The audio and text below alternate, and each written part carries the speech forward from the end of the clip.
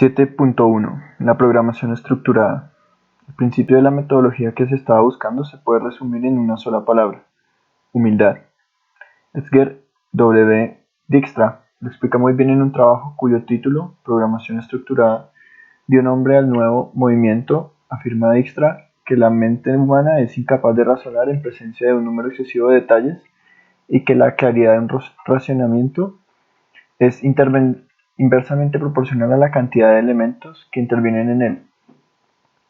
Da ejemplos convincentes de ello.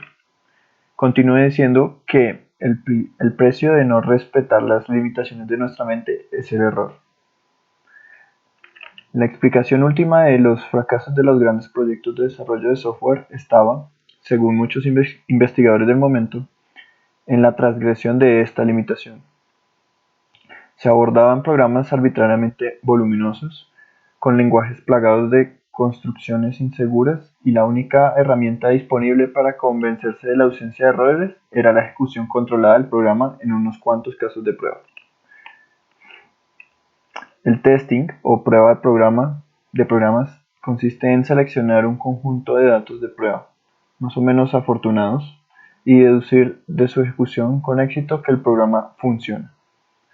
Sin embargo, afirma Dijkstra, las pruebas son muy útiles para mostrar la presencia de errores, pero nunca para demostrar su ausencia. Basta un sencillo ejemplo para justificar esta afirmación. Supongamos un pequeño programa que, dados tres enteros, a, b y c, determina si pueden constituir o no los lados de un triángulo. Elementales conocimientos matemáticos nos dicen que la respuesta es afirmativa si y solo si cada uno de estos valores es menor que la suma de los otros dos. Si una vez completado el programa queremos convencernos de su corrección, la estrategia obvia sería probar ternas de valores y observar si la respuesta es correcta en cada caso. Un sencillo cálculo determina que en una máquina de 32 bits el número de ternas posibles es de 2 a la 96. Estimando un tiempo de tan solo un nanosegundo para ejecutar y comprobar cada caso. La prueba de todos ellos necesitaría del orden de 2 billones de años, es decir, 140 veces la edad del universo. Ello significa que la prueba exhaustiva ha de quedar completamente descartada como garantía de corrección. El corolario es que, por muchos casos de prueba que el programa pase con éxito, tan solo habremos probado una fracción insignificante de sus casos posibles. Por tanto, si queremos convencernos de la corrección de un programa, tendremos necesariamente que razonar sobre su texto. Por desgracia, todavía hoy, la técnica de los casos de prueba es casi la única empleada para asegurarse del buen funcionamiento de los programas.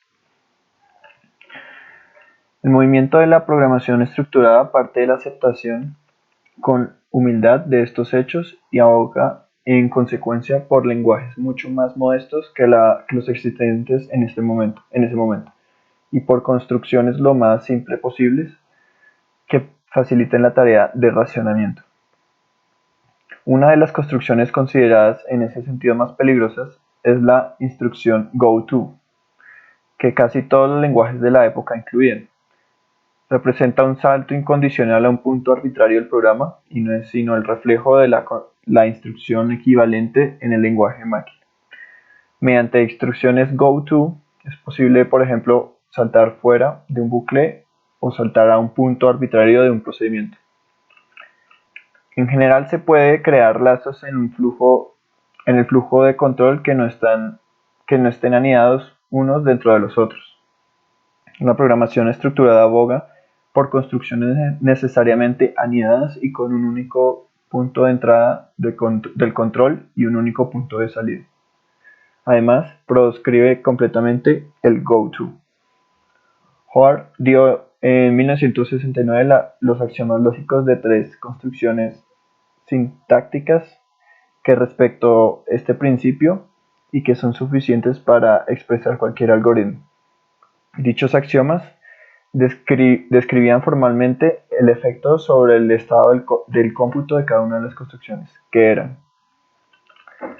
Primero, la composición secuencial S1, S2, de dos instrucciones S1 y S2.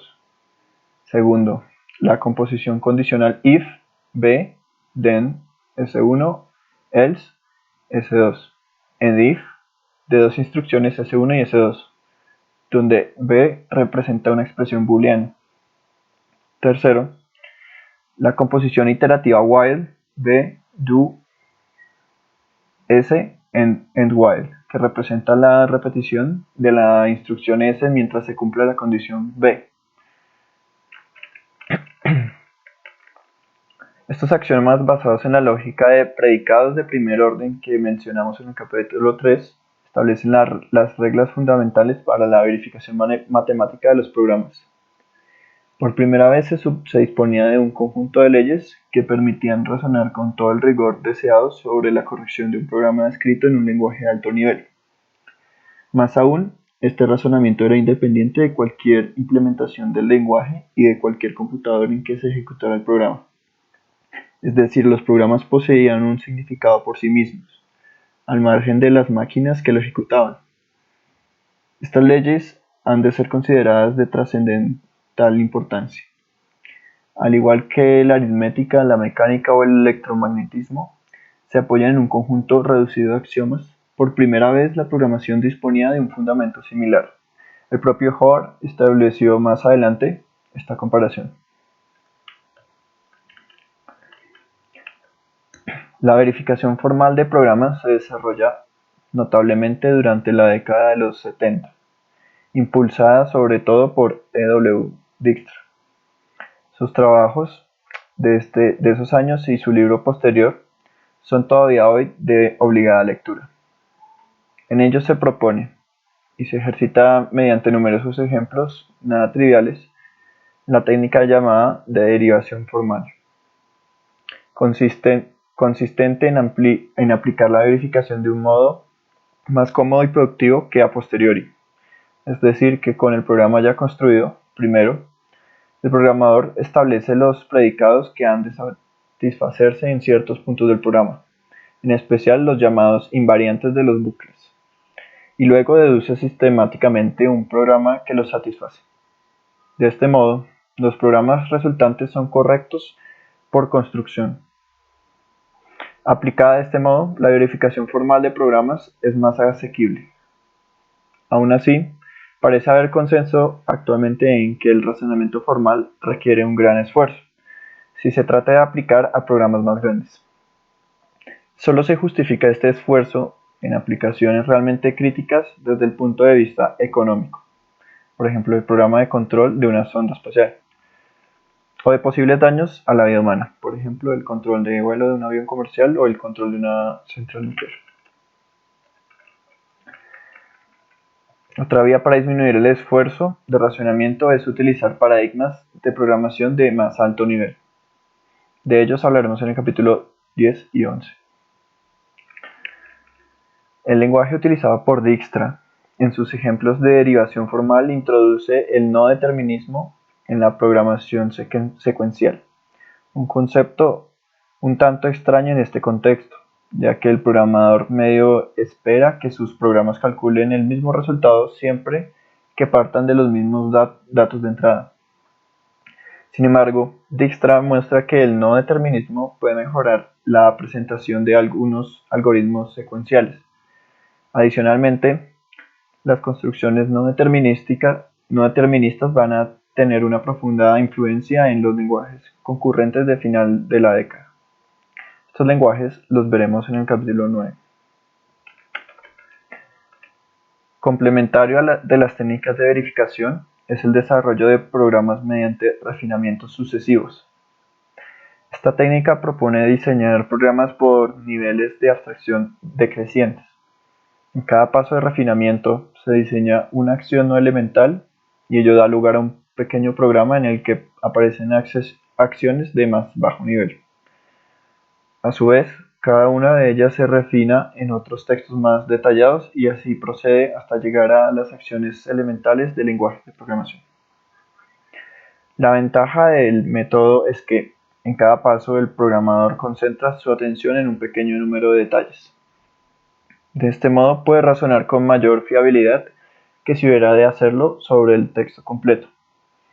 La suma de las tres propuestas mencionadas, la técnica de los refinamientos sucesivos, el uso exclusivo de las construcciones estructuradas y el énfasis en el racionamiento formal, constituye el mensaje completo del movimiento de la programación estructurada. Las reflexiones anteriores condujeron necesariamente a diseñar lenguajes mucho más modestos que los precedentes, de forma que la simplicidad y la verificación de las construcciones fueron el hilo conductor. La semántica axiomática de Hoare y Dijkstra proporcionaba así una herramienta objetiva para comparar unos lenguajes con otros. En la medida en que el conjunto de axiomas se volviera inmanejable, el lenguaje dejaría de ser útil.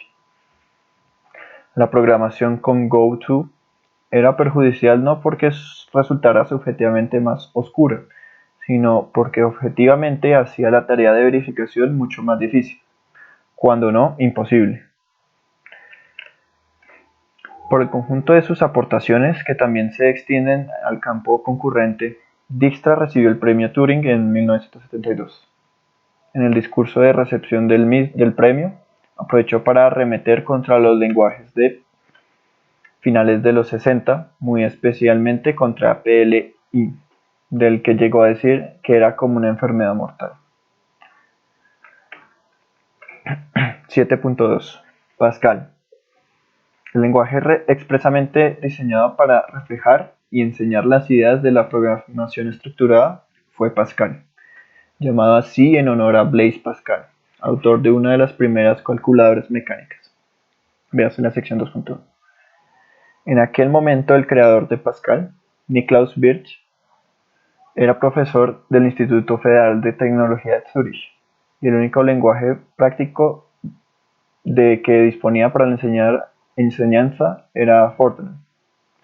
Birch había sido uno de los investigadores disidentes del BG 2.1 de IFIP, responsable de la definición de ALGOL 68.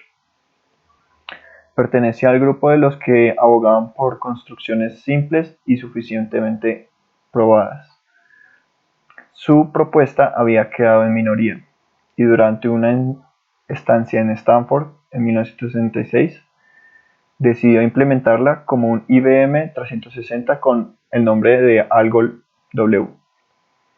Este lenguaje tuvo poca difusión, pero fue muy apreciado por los que tuvieron ocasión de usarlo, especialmente en la enseñanza universitaria. Tenía la misma simplicidad del ALGOL 60, e incluía algunas construcciones nuevas con respecto a este que fueron incorporadas posteriormente a Pascal. Registros, punteros, instrucción case separada de for y while en dos instrucciones y algunas otras. Pascal, por su parte, añadió la posibilidad de que el programador definiera y diera nombre a sus propios tipos, que podían ser construidos a base de combinar prácticamente sin restricciones los constructores puntero a, denotado con el carácter flecha hacia arriba, array, record, file y set. Los dos últimos aportaciones originales de Pascal. También añadió la definición de tipos enumerados y un concepto restringido de subtipo, los subrangos. Bird atribuye a Hoare el crédito de algunos de estas incorporaciones, en particular la de punteros y la de registros anidados. Las aportaciones más importantes de Pascal son la incorporación de punteros, que permiten construir estructuras dinámicas de datos, la posibilidad de definir tipos tan complejos como se deseen mediante el anidamiento de cualquier combinación de los constructores de tipos, excepto algunas sin significado como file o file, y la implementación de una estricta disciplina de tipos que impide usos indebidos de las variables. Por ejemplo, un puntero que apunte a valores de tipo array tiene un tipo distinto al de un puntero que apunte a valores de tipo record. Pascal impide compararlos o asignar uno a otro. El concepto de refinamientos sucesivos se refleja en la estructura de bloques de Pascal. Añade sobre algo el 60 la restricción de que los bloques coinciden exactamente con los procedimientos. Un fragmento de código tiene acceso, pues, a las variables locales de su procedimiento y a la de los procedimientos en los que éste se haya anidado. No puede acceder a las variables de otros procedimientos hermanos, ni a las de sus procedimientos locales, ni a las de los descendientes de estos. Además de encarnar las ideas de la programación estructurada y de la riqueza sin precedentes de los tipos, otra de las claves del éxito de Pascal fue su implementación eficiente, pues Wirth estimaba con razón que solo un lenguaje eficiente podía desplazar a Fortran. Por ello se decidió por unos arrays cuyo tamaño había de fijarse en tiempos de compilación, lo que suponía un paso atrás con respecto al Goal 60. Un primer intento abandonado de compilador se produjo en 1969. Las causas del fracaso fueron el uso de Fortran, cuyas estructuras de datos resultaron ser demasiado rígidas, y la sintaxis LR de la versión inicial de Pascal. Wirth decidió entonces implementar el compilador en el propio Pascal y retocar la sintaxis para hacerla LL. Gracias a ello, el compilador fue de un solo paso, es decir, recorría una sola vez el texto del programa de izquierda a derecha. Los procedimientos y funciones recursivas de Pascal fueron de gran ayuda para esta implementación, que estuvo completada en 1970. Para tener un compilador real, tradujeron manualmente el texto Pascal al ensamblador de su máquina control data. Una vez obtenido el programa objeto, compilaron con él el propio compilador. De esta forma, el mantenimiento posterior del mismo pudieron hacerlo sobre un texto escrito en Pascal. Según el autor, fue un acierto publicar el lenguaje después de acabada la implementación. De este modo evitaron la inestabilidad de otros lenguajes y además ofrecieron una prueba palpable de la implementabilidad de sus construcciones. Wirth y sus colaboradores hicieron además un notable esfuerzo por escribir un buen manual, al que añadieron una abundante colección de ejemplos. Otra clave del éxito de Pascal fue el desarrollo y libre difusión del llamado PKit, con el que se podía tener Pascal disponible con poco esfuerzo en cualquier máquina. La idea del PKit ha sido después imitada por numerosos lenguajes. Wirth dividió la compilación en dos fases. En la primera, el compilador produce código para una máquina abstracta ideal llamada máquina P. Después, o bien un intérprete de código P, escrito en cualquier lenguaje de una máquina real X, ejecuta este código, o bien un traductor de código P produce ensamblador de la máquina X. En cualquiera de los dos casos, si el compilador de Pascal se suministra en código P, tenemos la posibilidad de escribir y ejecutar programas Pascal en la máquina X. El PKit constaba de tres elementos: el código fuente del compilador, escrito en Pascal; el código P, resultante de compilar el compilador; y el intérprete de código P, escrito en Pascal. La tarea del propietario de la máquina X consistía tan solo en traducir manualmente el intérprete de código P a su lenguaje favorito en la máquina X. Pascal triunfó inicialmente en el ámbito universitario, donde se utilizó para la enseñanza de la programación en los primeros cursos. Numerosos profesores escribieron libros de texto de programación basados en Pascal, lo que reforzó aún más este papel. Todavía hoy es el lenguaje de elección para primer curso en la mayoría de las universidades europeas.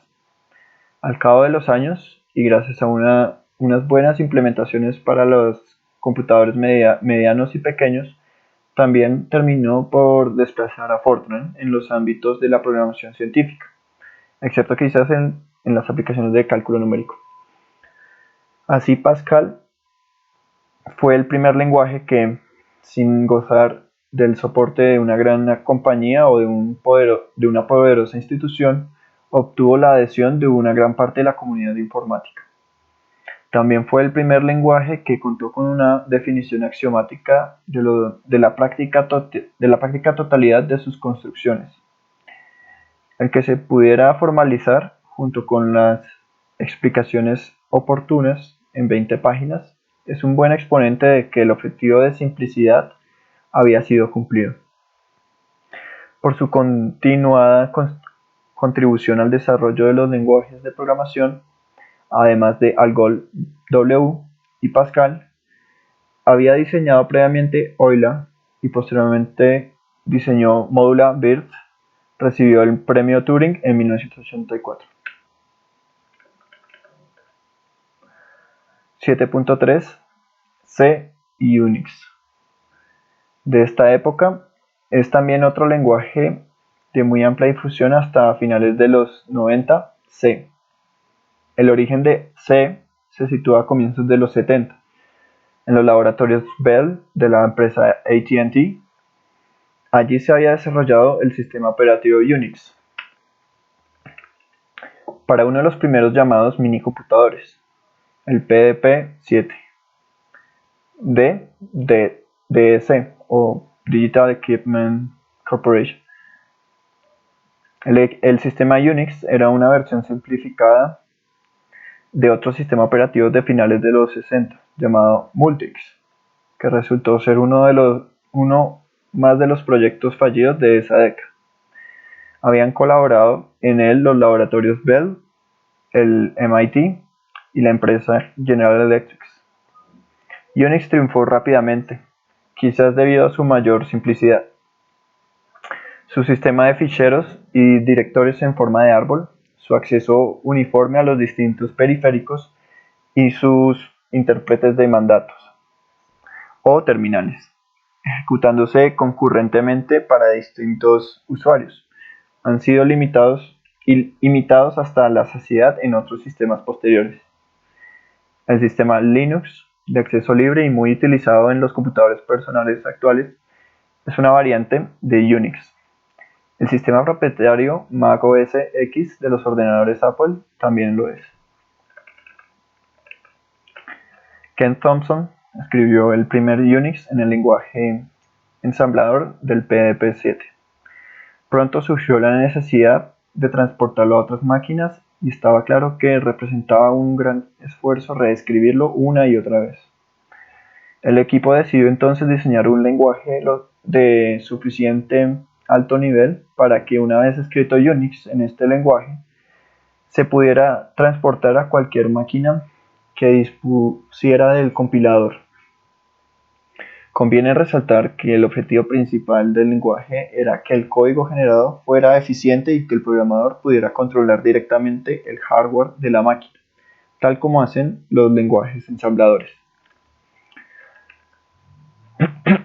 Por otra parte, la Bell, empresa de telefonía, para la que los computadores eran meras herramientas de trabajo, no disponía del tiempo ni de los recursos necesarios para abordar la construcción de un compilador complejo al estilo de los PLI o Algol 68.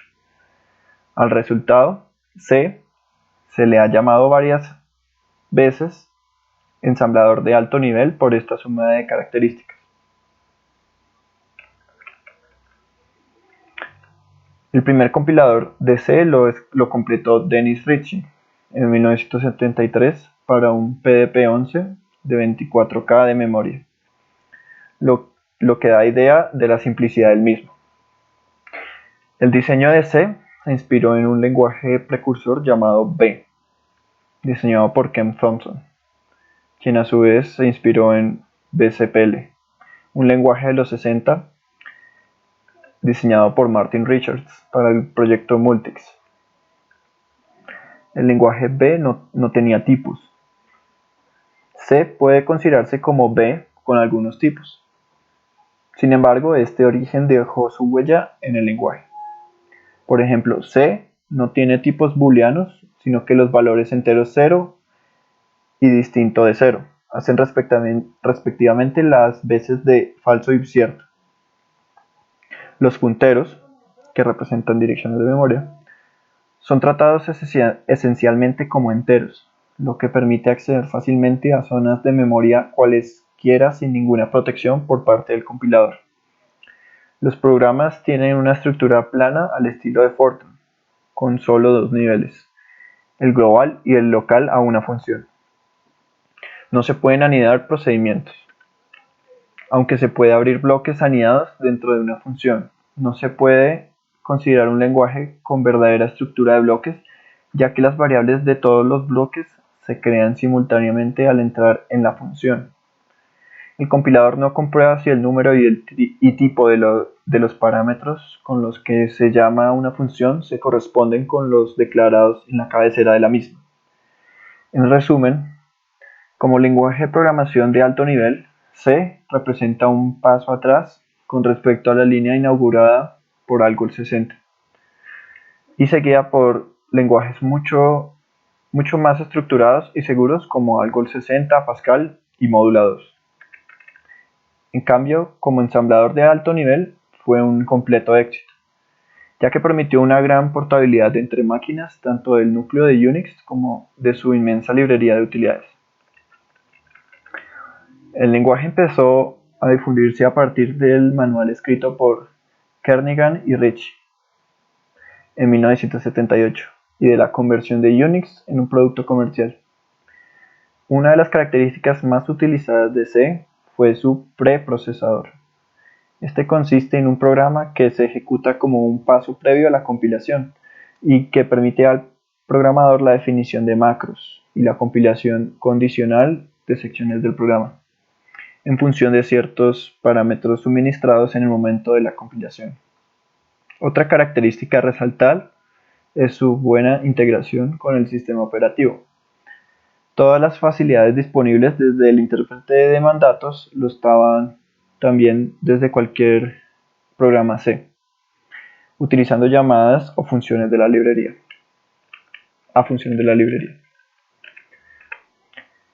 El lenguaje fue evolucionando en los años siguientes, a medida que se utilizaba para transportar Unix y su librería de una máquina a otra. Las mejoras fueron siempre en el sentido de añadirle más seguridad, más tipos, pues sus propios autores reconocen la excesiva permisividad de las versiones iniciales. En 1989, la nueva versión del lenguaje fue estandarizada por la ANSI, con el objetivo de disponer de una referencia estable para la certificación de compiladores. C ha sido uno de los lenguajes más utilizados de la historia, con un volumen de usuarios comparable al de Fortran. Se usó mucho como lenguaje de programación de sistemas, pero también como lenguaje de programación de propósito general. Adicionalmente, cumplió con éxito su papel de ensamblador portable, ya que muchos compiladores de lenguajes más elaborados como Modula 3, Eiffel o Haskell generaban C como producto final de la compilación. En los 90 fue desplazado por un sucesor suyo, C++, C++, que añadía más tipos, orientación a objetos y mejor soporte a la modularidad. Recientemente, ambos están siendo desplazados por otro lenguaje, Java, que en muchos aspectos puede considerarse un sucesor de ambos. De estos dos últimos lenguajes hablaremos en el capítulo 8. Cabe preguntarse qué misteriosas fuerzas determinan que un lenguaje que fue concebido sin demasiadas pretensiones y que por tanto tenía menor calidad técnica que otros coetáneos, consiguiera sin embargo el favor mayoritario de los usuarios. Una parte de la explicación de este fenómeno es sin duda su asociación con Unix y su buena integración con esta. Otra, el permitir un acceso directo al hardware subyacente sin demasiadas trabas. Muchos programadores desean o necesitan en ciertas aplicaciones tocar directamente los bits y las representaciones internas de la máquina y deploran la, a su juicio, excesiva abstracción de los lenguajes que impiden dicho acceso. Pero quizás la mejor explicación es la que ofrecen los propios autores. C es un lenguaje sin demasiadas complicaciones, simple de entender, fácil de entender y eficiente de implementar en casi todas las máquinas. Para programas no excesivamente voluminosos, donde probablemente sería necesario un mejor soporte a la modularidad. Se trataría de una opción cómoda. Aquí sería aplicable aquello de que a veces lo mejor es enemigo de lo bueno.